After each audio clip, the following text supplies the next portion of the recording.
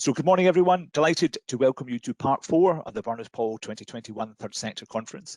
The conference continues as part of a series of 5 online sessions every morning this week. And don't forget to catch my colleague Morag Hutchison's employment law update tomorrow morning.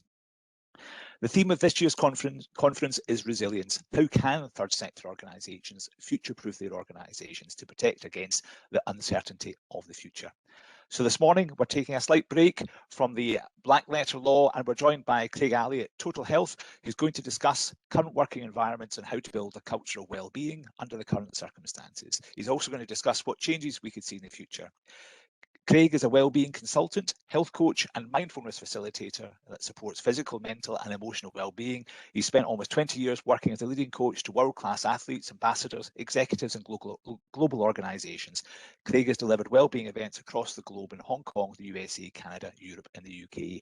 He's passionate about the great impact that workplaces have in our lives. Craig has been designing resilience, mindfulness, nutrition and posture programmes to help employers support their staff in managing their energy and lifestyle since 2007.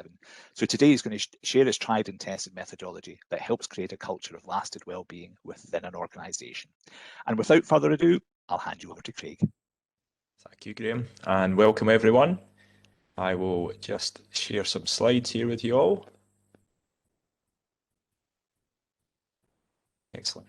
Great, so welcome. Yeah, and as Graham said, we'll really look at a methodology here that I've used within organisations to create a sustainable wellbeing programme and make sure our wellbeing initiatives actually kind of have an impact and they last. And that's the kind of key thing here that I want to cover. There's lots of organisations that are doing great work and have great initiatives and great people pushing this forward, but we can all get so busy within organisations that I've gone into many that have these great things in place, but because there wasn't a structure to how they were promoting it and engaging people, and it wasn't a program that was building and helping change habits and behaviours, it fizzled out and the program didn't have this lasting impact. So we can take a moment to actually just structure it, just like if we were about to start an exercise routine. Say I wanted to lose some weight, for instance, I could just start having a bit of a what we'd call scattergun approach. I do a bit of this and I do a bit of that and everything, and I may get there, but I may not as well. Whereas if I sit down and actually plan it out and structure it, then most likely I'm going to have a bit of a kind of road that takes me to my end result, just like anything. So that's what I want to look at here. We'll have some time for questions at the end, so of course please feel free to ask your questions. The methodology here I've delivered within many organisations. Here's just a handful of companies that I've delivered this methodology into, either on a short-term or quite a long-term basis, anything from a couple of months to 5-6 years. What I'm going to share with you today is a surface level of it. We don't have huge amounts of time, so I can't go into the in-depth part of all of it. So it's more just the surface level points and to give you an idea of how to map this out. But of course, as the questions are coming up, then you can type into the chat box and we'll hopefully address them. So step 1, how do we first start to approach a wellbeing program? Now this sounds really simple, yeah, and again, a lot of this is going to be common sense that everyone's aware of, but just like anything to do with wellbeing, a lot of it is just the basics and common sense, but it's remembering to do them and remembering to build the foundations first.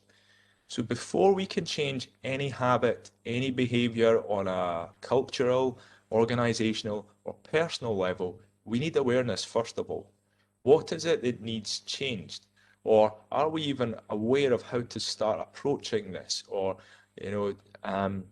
again, the strong promotion internally, are people even aware that there are initiatives in place to support them? So that's the first place where I would start. It's saying we need strong promotion internally. Now, again, I appreciate that so many HR managers and CEOs and kind of leaders within the organization are so busy, and so much effort can just go into starting some well-being initiatives to even just get them organized and prepared. And then what I find happens a lot of time it's a bit of a rushed promotion there. And again, that is no criticism to anyone. It's just a case of we all have to move things on. But what I do find is when we can just spend a little bit more time to have a wide range of promotion, where we look at multi-dimensions of promotion, just like in any marketing campaign, then that gets people engaged right from the start. So we are looking at things like maybe a promotional video, and that always helps if we have senior people within the organization, maybe explaining why they're promoting well-being, the purpose of this program, or even just people within the organization as well, saying, you know, how they use wellbeing initiatives to help them manage their work-life balance, for instance. So promotional videos can be really, really good. Then we have things like newsletters, have all your usual internal comms as well from your emails and everything, and trying to highlight it in meetings. And even this is difficult because if not everyone is really engaged or behind the program, that's difficult to introduce to all the meetings and to raise awareness there. But if we can start to drop it into as many as possible. So there's a bit of a build of awareness before anything is actually launched. People are starting to think about it, they're starting to engage, and really getting across this open message as well. Now, again, everyone within HR and management and stuff has this approach anyway, but it's with well-being, a lot of people can be a little bit intimidated by it, especially if they aren't maybe doing much to look after their well-being at that point. But for me, these are the people we want to try and engage with it. So how do we make it as comfortable as possible with them? Of course, not making it mandatory is always good, so it's not like you're forced to go on this, but really kind of putting a wide range of information out there, and also just getting that message across that this is not about, you know, making anyone feel bad about themselves here. You can come and engage with this in whatever way you like. Maybe you just want to come and engage in some of it and get a few hints and tips and quietly go off and work on it on your own. Again, getting this message of this is, you know, being very approachable and open and making people feel comfortable about their well-being right from the start is important. Now, building self-awareness again. So we've looked at awareness there at an organizational level. Building self-awareness, because really what we're looking at are the individuals within the organization. This is from the ground up. How do we get our employees and our teams starting to engage with their well-being? Or starting to assess the things that they do. Now, obviously, using things like questionnaires, feedback surveys are a really good way to start this, because it's one, for you as an organization, you start to get some information back to see what areas people maybe need to focus on. I've also seen this happen a lot of time, maybe within kind of organizations that have quite driven people that are, you know, really into their training and run marathons and all that kind of thing. And we put on a lot on physical well-being, for instance. But the main challenges are maybe within mental or emotional well-being, but they just keep going down the route of what people already do anyway. So it's good to just find out where are people at, what do they need support on? Because there's so many areas of well-being, sometimes it's hard to cover them all. But then also these feedback questionnaires and surveys and stuff that you can make anonymous, it also gives the individual time to stop and start to ask themselves these questions. What is my work-life balance like? What are my sleeping patterns like? Am I thinking about how much fruit and veg I'm eating? Am I thinking about hydration? You know, some simple questionnaires just start to trigger a few thoughts here within people that's sometimes that can start a process of them changing straight away. And we did some work within Standard Life Investments phase 2 of the program that was running, involved a lot of questionnaires with a cohort and kind of groups within the organization at this point who are going to engage in some longer term 8-week, 12-week programs with us. And we got some information back that, again, it was a physical well-being and a weight loss program that we were running, and just by putting out the questionnaires, people realized that they weren't hydrating well enough, they weren't eating enough fruit and veg, and they weren't kind of managing, you know, the amount that they eat and stuff. So before the program actually started, we had some people report that they had already started to lose weight after months of or years of just staying where they were, because they started to reflect on the simple things. So awareness really needs to be that first stage. And I know it sounds simple, but what I've found is a lot of people skip past this and jump to my step 4 and throw that in. But again, this awareness just helps if we can take the time to build a little bit of promotion internally, if we can just get people to reflect on things. It's a slow and very safe introduction to things, but you're slowly building the engagement before anything really kicks off.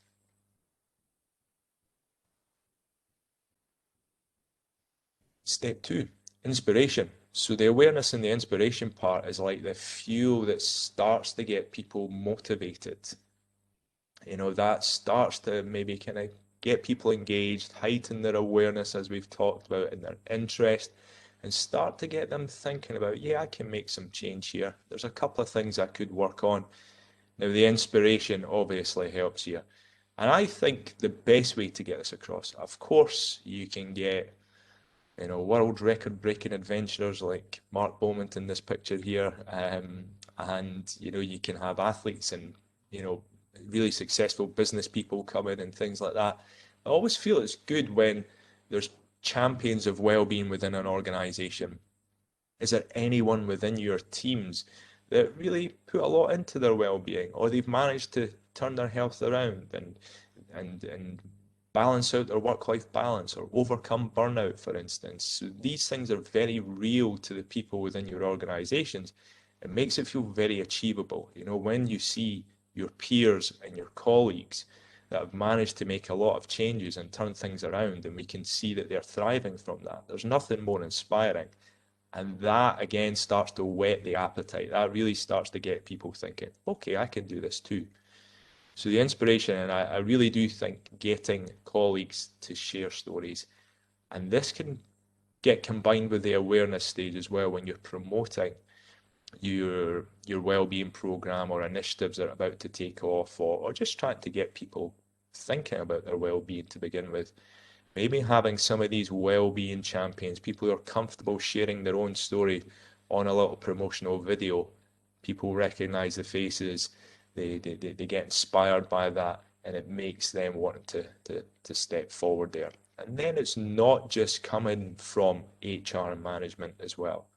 Really start to kind of see the benefits that this can have on everyone.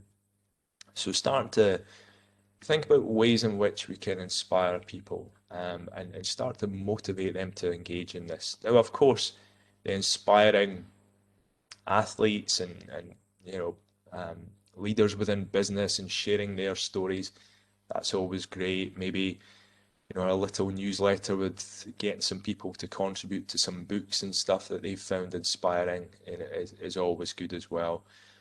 If you have budget to get professionals in to do some training, and they can share their stories with that they've used with their clients, and some of the turnaround of case studies and stuff as they're doing some of the training, that can start to inspire people to engage as well. So awareness and inspiration gets the fuel to get people engaged, and really gets them starting to take a little bit of ownership, which is the important thing here. As an organization, this is something that when I'm doing a lot of consultancy within organizations, comes up a lot. We really want to support our teams. We want to do as much as possible. We want to provide some budget, but obviously that's kind of limited, and where does it stop? So how do we get people to take ownership? That's where the self-reflection and the awareness comes in, giving them some fuel through the inspiration. And again, that starts to get them wanting to engage in it. And what I find most of all, when we start to educate people, they start to take some more ownership of this. They really get interested in it. So, of course, when we can provide some training, maybe that's training internally through HR or whoever is providing that, or you can obviously bring in external providers and trainers to do that, to start to educate people if that's within budget. Now, the key thing here is that we get good information across the people. So rather than just going out there and Googling for great articles and podcasts and all the different educational material there. It's taking a bit of time to do the research again behind that.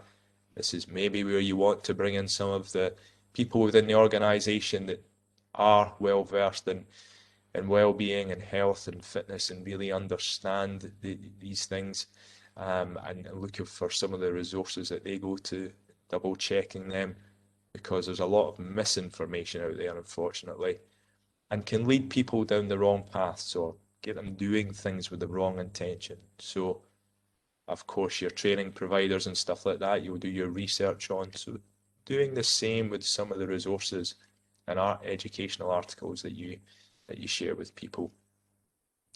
Again, things like podcasts, blogs, there's so much out there for free that you can really provide a library internally of just other people's resources that they're already putting out there and they are happy to put out there as well. And again, anyone who takes a little bit of time to listen to some of the podcasts or read some of the articles has already shown a commitment, has already started to make some effort in all of this. And then you start to get the information that empowers us, doesn't it? The knowledge empowers us. It helps us understand how to manage things personally and internally, and then we start to see some small changes and results from that. Now, there's many times when I've gone into an organization and we do first three steps, at once. We can provide awareness, inspiration, and education very, very quickly in a short period of time, especially if there's some training. You can get some promotion behind it, really kind of promote it quite wide using all the different mediums that I've talked about, and build more awareness within the training workshops and seminars and questionnaires, pre-questionnaires before them, and build inspiration and educate all in the same kind of session and some of the lead-up stuff. So this doesn't need to be a real long-term thing. Sometimes it can help if you are looking long-term to methodically and take your time building in these steps, but of course you can bring all this together. And as I say, probably the first three are really all about getting people engaged and getting them to take some ownership of their own health. It's like getting the momentum going here, yeah. An analogy I use, probably a really bad one actually, it's almost like if we can take the time, it's like if we've ever tried to paint our house or decorate our house and we don't put all the masking tape up and we cut a few corners and then we try and paint it and then we realize we've messed a few things up. We have to go back and do it all again. Now that can be the same with this. If we don't take our time to promote it, or we just throw them straight into using some tools or support that we have available, but we've not inspired people, we've not educated them, we've not got them to take ownership of it all, none of it will probably all fizzle out and we have to do it all again anyway. So take our time to build these first three steps. Again, I put this methodology together after years of working with individuals and starting to break down through some obviously training and education that I built from it, and through practical experience of saying, what is it that gets people engaged in making changes? And then I started to implement that on an organizational level, and again, within some larger organizations as well, to see that this methodology can actually work within large groups of people. We just have to be very clear in how we're approaching it.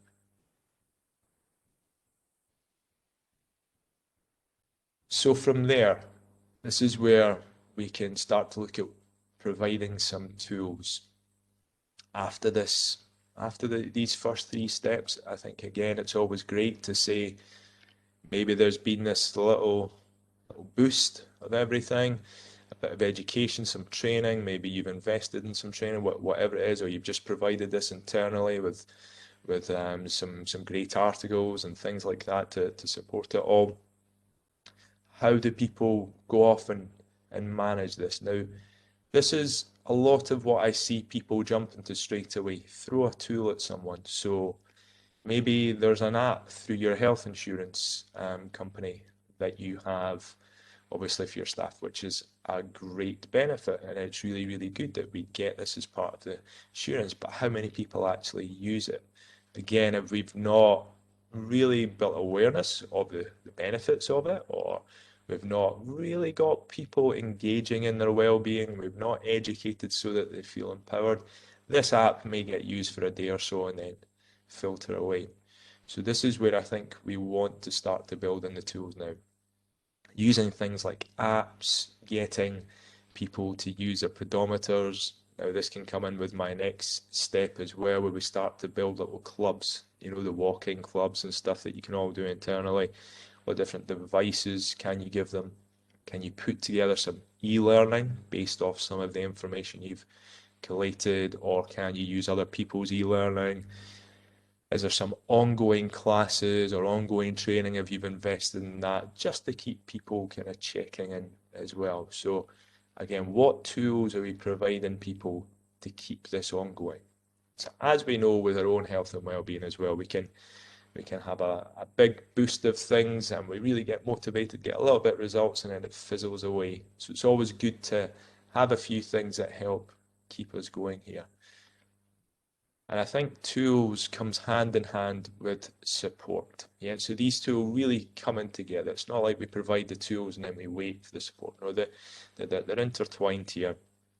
And as I was saying here, the tools help provide ongoing support to make this sustainable. Continuing your initiatives, I think the power of your teams coming together here, again, in Free Agent that I've delivered many programs within over the last 4 or 5 years, a lot of the time what they do now is when they start a meeting, I've provided them with lots of recordings of little mindfulness and meditation exercises, breathing routines. They use some others as well that other people like. And sometimes they just put in a 2-minute mindfulness thing that they all do before a meeting together, just a recording. And they've actually, off their own back of me running programs within there, they started a Monday mindfulness, lunchtime mindfulness class where a group of them just come together, log in together, someone chooses a practice to do so. This is where it becomes sustainable. They don't need to keep investing high amounts after they have invested a bit to begin with, because now they are sustaining this themselves because people have engaged in it, people are educated, people feel confident enough to say, I want to share this with you because I found this really useful, and they're now all supporting each other. So this ongoing support and building these groups and having a mix of things. So having your walking groups where everyone's using their pedometers, having the mindfulness, the lunchtime mindfulness group, having a group that like to share recipes and diet plans and things like that. So you're looking at different things here. Maybe there's someone that's really clued up on financial well-being and has some great hints and tips and resources there, and you build a little group for that. So building these mini groups really help afterwards for this ongoing support.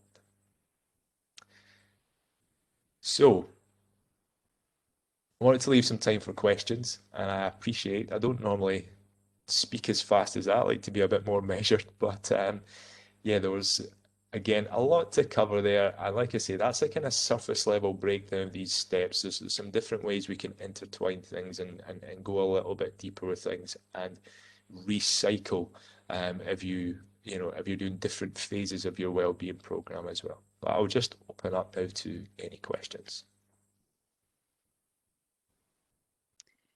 Thanks, Craig. That was really interesting.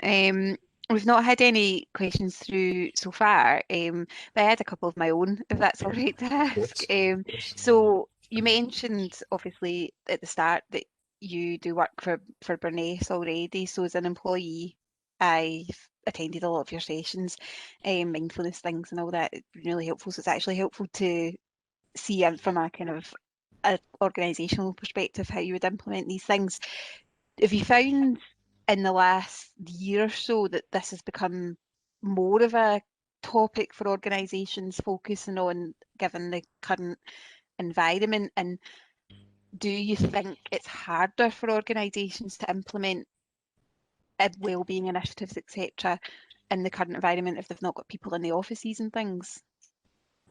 So first question of yeah, the people, there has been more of an interest in this. I think it almost seems like with a lot of what's gone on over the last year universally, it is certain trends have just really kind of come to the forefront, haven't they? The rise of technology and things like Zoom and WebEx and all these different things. It was going that way anyway, wasn't it?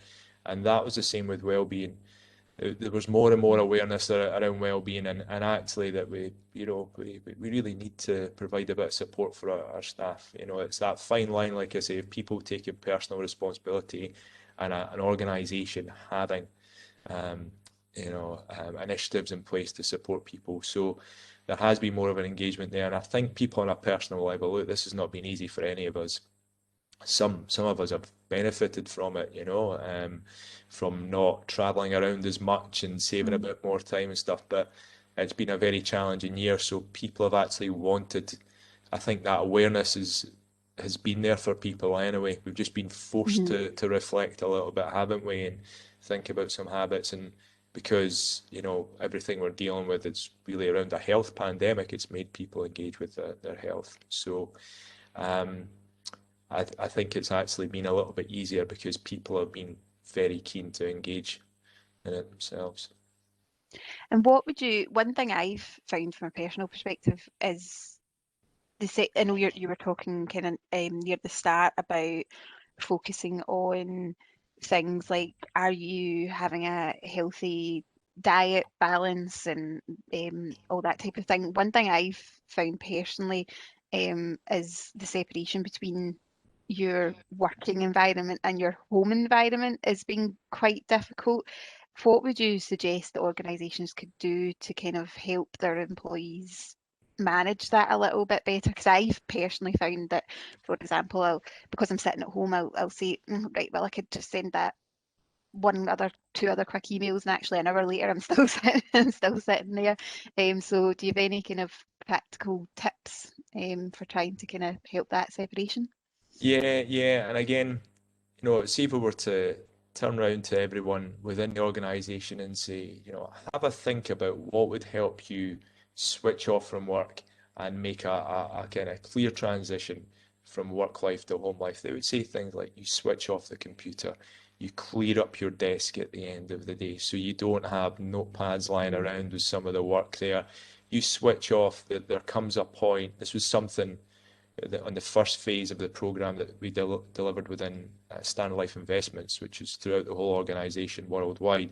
One of the key things that came out of this was an agreement that after 8 o'clock, there was no necessity to reply to emails unless it was something really urgent at senior level or whatever. So everyone had almost like the green light to switch off the notifications coming into their phone or whatever it was. So it's doing these things, but then even if we do all that, sometimes it's really difficult to break out of doing mode. We could go into a wee bit more detail of brain waves and all of that, but that's not for just now. Basically, when we're in this high functioning doing mode all day, just to then go, okay, switch off and relax now. Maybe go to have dinner with family or whatever, and the emails of the day is still niggling away, and then we go to watch our Netflix program and we're going back to what we've got to do tomorrow. So having something that really helps you make a transition into that. So going out, having a bit of a walk, even doing a minute of breathing, a little bit of mindfulness, doing an exercise class or doing 5-10 minutes of stretching or moving or listening to some music, whatever you feel really helps disengage and wind you down and start to bring everything down a little bit. So it's a key thing. Our nervous system's heightened, our brain function is very heightened by the end of the day. So what brings you down? For me, sometimes going and having a hot shower for 10 minutes or whatever really helps me just signal recovery time, for instance. So organizations could maybe again put it out to people. What do you use to switch off and wind down at the end of the day? Get a checklist and put that up internally. And people can pick and choose their own things. Yeah, no, that's actually an interesting suggestion. And again, it's that awareness that you were talking about right at the start, and just being aware of the different things that you can do. So yeah, that's helpful. Thank you from a personal perspective as well. Thanks for the questions. So I'm not sure if there are any other questions. If anybody's got any questions they want to pop in the chat, or feel free to unmute yourself if you want and ask some questions. But I would say as well as anyone can feel free to take my email address and email me if anything pops up. There are some free resources on our website as well. And if anyone wants a more detailed breakdown of this 5-step kind of methodology, we do have that if anyone would. So feel free just to email me and ask for that. perfect. Thank you, Craig. That's been really interesting, really helpful. I really appreciate you taking the time to talk to us. Problem. Perfect. Well, we'll wrap it up there then if there's no questions. But thank you again, and thanks everybody for joining. Thank you. Thanks.